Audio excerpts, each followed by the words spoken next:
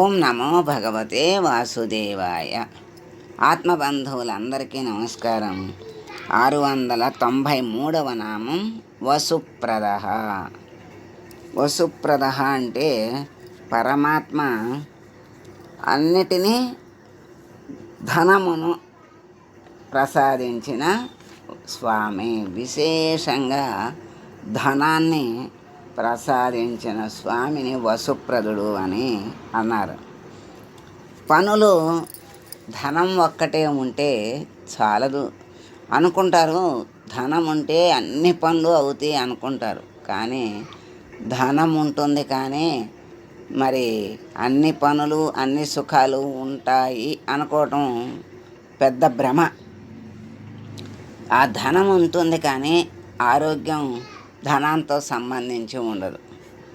ఆ ధనం కోసం కొంతమంది ఆరోగ్యాన్ని లెక్క చేయకుండా మరి ధనాన్ని సంపాదిస్తారు, కానీ ఏమీ తినలేరు. క్షణక్షణం అనారోగ్యం, క్షణక్షణం ఆసుపత్రి, మందులే మింగుతారు కానీ మందులే మింగే స్థితి వస్తుంది తప్ప ఆరోగ్యంగా హాయిగా ఆనందంగా అన్నిటినీ తిని అనుభవించే భాగ్యం ఉండదు.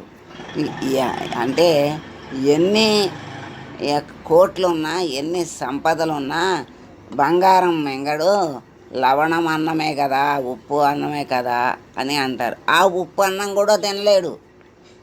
ఎందుకు అంటే ఆ ధనం మీద వ్యామోహంతో తన శరీరాన్ని పోషించక సమయానికి తినక మరి ఎందుకో ఈ ధనం అర్థం కాదు. అనుభవించాలి అనుభవించాలి అంటాడు, అనుభవించేటువంటి ఆరోగ్యాన్ని పోగొట్టుకుంటాడు, ఆనందాన్ని పోగొట్టుకుంటాడు. ఏమిటి అనుభవించేది? ఇలాగే ఉంటాయి భ్రమలు అనేవి. ఏదో సుఖపడతామని ఏదో అనుభవిస్తామని ఆరాటపడతారు, ఉన్నది కూడా పోగొట్టుకుంటారు. ఈ రోజుల్లో ఆరోగ్యం పోతే ఆరోగ్యం రాదు. ఆరోగ్యమే మహాభాగ్యమని ఏనాడో మనకి మహర్షులు చెప్పారు. కానీ ఆ రోజుల్లో ఏమో కానీ ఈ రోజుల్లో చాలా మహాభాగ్యమే. ఆరోగ్యం పోతే ఉన్న భాగ్యాలన్నీ పోయి బ్రతికి ఉన్నవాడికి తినే యోగం కూడా లేకుండా పోయే పరిస్థితి వస్తుంది. మరి అంత బాధ కలుగుతోంది. ఆరోగ్యం బాగోపోతే ఇంకా అసలు ఏమీ అనుభవించే పనే లేదు. ఉన్నవి కూడా వాడే కాదు, బతికిన వాళ్ళు కూడా అనుభవించలేకపోతున్నారు, బాధలు పడుతున్నారు వాళ్ళ గురించి. అందుకే భగవంతుడు శరీరం మరి అశాశ్వతమైనది, దాని మీద మోహం పెంచుకోవద్దు. అది శరీరం మనల్ని మనస్సు చెడుకి విషయాల మీదకి లాగుతుంది. అందుకని దాన్ని నియంత్రించాలి అని చెప్తారు.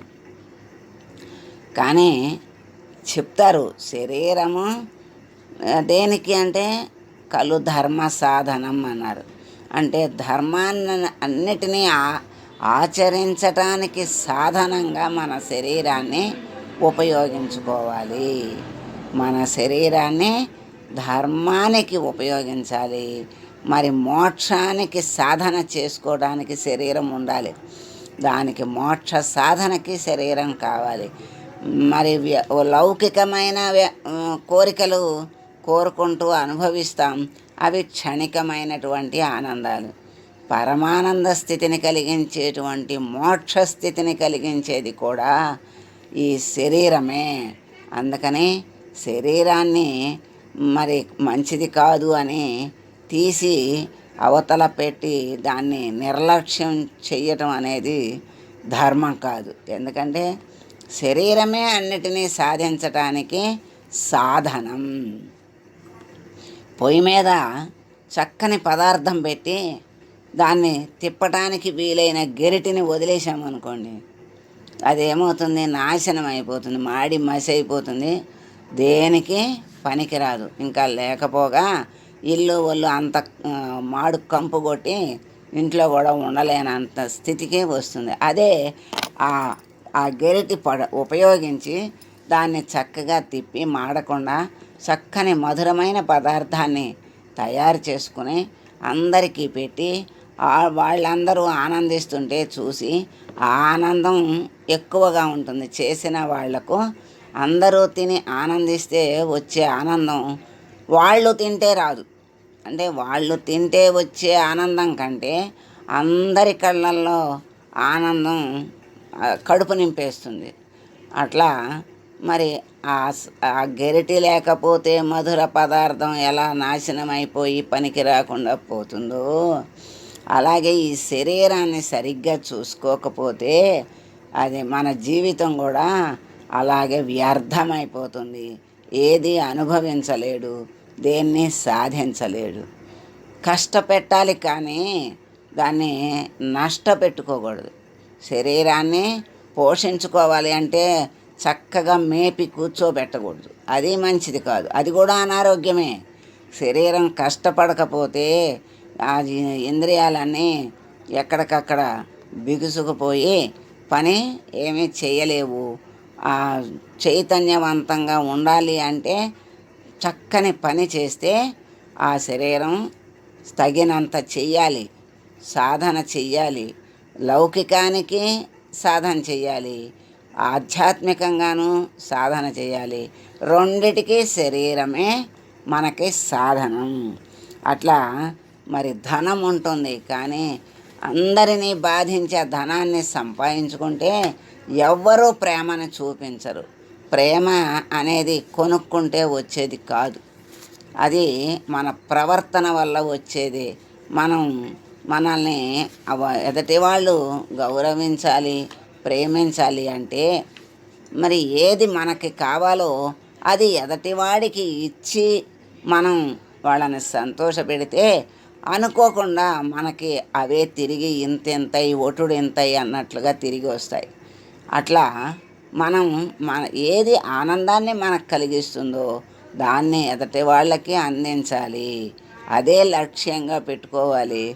అదే మనకి పరమానంద స్థితిని కలుగజేస్తుంది. అదే అసలైన ఆనందం. అందుకని ధనాన్ని సంపాదించటం కాదు, మరి ఎంత ధనం ఉన్నా మరి ఆరోగ్యం అనేది పాడు చేసుకుంటే వచ్చేది కాదు. లక్షలు పెట్టి హాస్పిటల్లో ఐసీయూలో ఉండడమే కానీ అది సుఖమా? అది ఒక నరకం. దాన్ని ఆరోగ్యం అనరు కదా. దాన్ని డబ్బులు పెట్టినా సంపాదించుకోలేము తిరిగి. అట్లాగే ప్రేమని కూడా ఎంత డబ్బులు ఇచ్చినా ప్రేమని సంపాదించుకోలేము. ప్రేమను పంచి ప్రేమతో వాళ్ళను ఆదరిస్తే ఎవరికి ఏది అవసరమో అది మనం చెయ్యగలిగినంత వరకు వాళ్లకు ఏ రకంగా సాయం చేసినా వాళ్ళు ఆనందిస్తారు. ఆ ఆనందమే మనకి పరమానంద స్థితిని కలుగజేస్తుంది. అప్పుడే వాళ్ళు మనల్ని గౌరవిస్తారు, ప్రేమిస్తారు. ధనముతో ఇవన్నీ వస్తాయని అనుకోవటం పిచ్చి, భ్రమ. అందుకని ధనమే ప్రధానం కాదు జీవితానికి, ఆనందం ప్రధానం. ఆనందం అంటే మన ఆనందం ఒకటే కాదు, ఎదటి వారి ఆనందమే మనకి ప్రధానంగా చూసుకున్నప్పుడు అదే తిరిగి మనకి ఆనందమే ప్రధానంగా జీవితం గడుస్తుంది.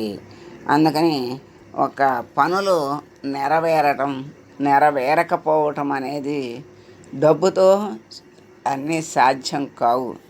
మరి సృష్టిలో ఇవన్నీ కూడా ఒక ప్రణాళిక ప్రకారం భగవంతుడు ఏర్పాటు చేస్తాడు. మరి పనులు నెరవేరకపోవటం అంటే నెరవేరితే నా మహిమ అనుకుంటాం, నెరవేరకపోతే భగవంతుడు చేశాడు అనుకుంటాం. అవి దాన్ని ఎప్పుడు ఏ పని నెరవేరుతుందో ఏ పని నెరవేరదో మనకి తెలియదు, ఆ భగవంతుడికే తెలుసు. ఎన్ని జరిగినా జరగకపోవడం అనేది రెండిట్లో కూడా సత్యాలని తెలుసుకోవాలి. అంటే ఇది అంటే భగవంతుడే ఎందుకు చేస్తాడు? మళ్ళీ భగవంతుడు అన్నామనుకోండి, భగవంతుడు ఎందుకు చెయ్యాలి ఇట్లా? అందరికీ ఒక రకంగా చూడొచ్చుగా, అందరికీ ఒకే సుఖం ఇవ్వచ్చుగా అంటారు. అది నెరవేరకపోవటం, ఇవ్వకపోవటం అనేది మనం చేసుకున్నటువంటి కర్మ ఫలాలను బట్టి ఉంటుంది. అది ఆయన మరి సృష్టిక సృష్టికర్తగా ఆయన సాక్షి మాత్రుడుగా ఉండి అన్నిటినీ చూస్తూ ఉంటాడు. చూసి దాన్ని బట్టి ఫలితాలను ఇస్తాడు కనుక ఆయనకి తెలుసు నెరవేరుతుందా లేదా అనేది. అంతేగాని ఆయనకి పక్షపాతం లేదు, భేదబుద్ధి లేదు. ఆయన నిమిత్త మాత్రుడు. మనకు బ్యాంకులో మనకి డబ్బులు ఇచ్చే వాళ్ళకి పక్షపాతం ఉంటుందా? ఎవరి సొమ్ము వాళ్ళకి ఇస్తారు, ఎవరి అప్పు వాళ్ళు కడుతుంటే తీసుకుంటారు. అవన్నీ నిమిత్త మాత్రంగా వాళ్ళు చేస్తారు. కోట్ల కోట్లు బ్యాంకులో ఉన్న అది వాళ్ళది కాదు, వాళ్ళకేమీ సంబంధం ఉండదు. వాళ్ళ కర్తవ్యమే వాళ్ళకి లక్ష్యం. అలా అన్ని కోట్ల ధనంలో వాళ్ళు మునిగి తేలినా కళ్ళకు కనపడుతున్న అది వాళ్ళది కాదు. నిమిత్త మాత్రంగా వాళ్ళ కర్తవ్యాన్ని నెరవేరుస్తారు.